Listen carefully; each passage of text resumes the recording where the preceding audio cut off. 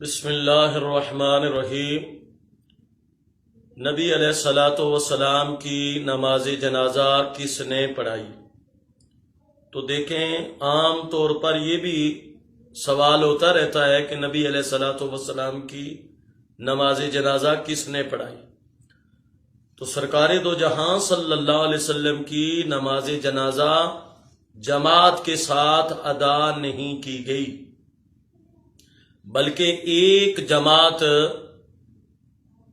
آپ صلی اللہ علیہ وسلم کے جسد اقدس کے قریب آتی تھی اور بغیر جماعت کے نماز پڑھتی اور نکل جاتی، پھر دوسری جماعت آتی اور پڑھتی اور چلی جاتی۔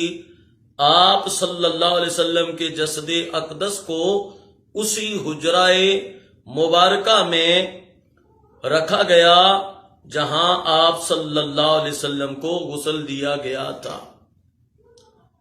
سب سے پہلے مرد داخل ہوئے، جب مرد فارغ ہوئے تو عورتیں داخل ہوئی، اور عورتوں کے بعد پھر بچے آئے۔ جماعت میں صفوں کی ترتیب ہوتی ہے، لیکن یہاں نہ کوئی صفوں کی ترتیب تھی اور نہ ہی کوئی امام تھا، اس لیے کہ کسی نے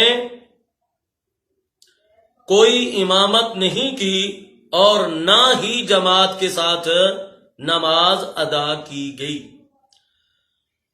امیر المومنین خلیفۃ المسلمین حضرت علی مرتضی شیر خدا رضی اللہ تعالی عنہ سے منقول ہے کہ رسول اللہ صلی اللہ علیہ وبارک وسلم کے جنازہ شریف پر کسی نے امامت نہیں کی، کیونکہ آپ ایام حیات اور ممات میں سب کے امام ہیں۔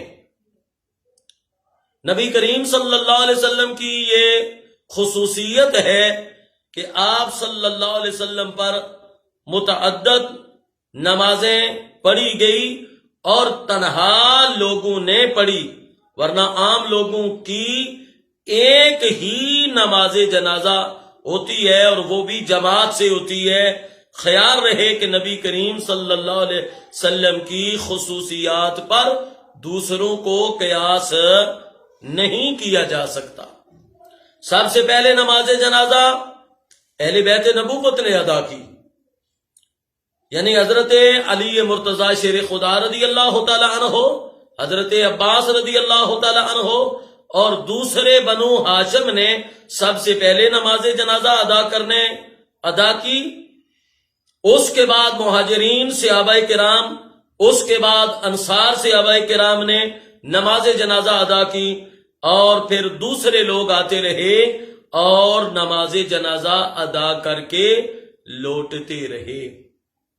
تو نبی علیہ السلام پر باقاعدہ کوئی امام اس نے امامت نہیں کروائی، اور نہ ہی جس طرح یہاں ہمارے جب کوئی مسلمان فوت ہو جاتا ہے تو امام اور امام کی اقتداء میں نماز جنازہ ادا کی جاتی ہے، سرکار صلی اللہ علیہ وسلم کی نماز جنازہ پر اس طرح کوئی امام نہیں ہوا اور اس طرح نماز جنازہ جماعت کے ساتھ نہیں ادا ہوئی۔ واللہ تعالی ورسولہ الاعلی عالم بالصواب۔